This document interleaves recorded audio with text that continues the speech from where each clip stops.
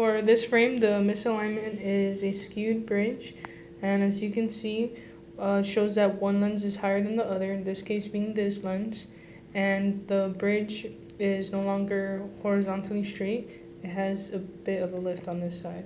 So the effect that it has on a patient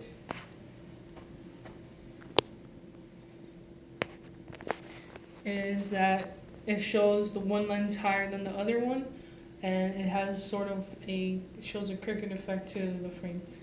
So to fix that misalignment, you use your hands, and what you do is bring the higher lens down, and bring the lower one up.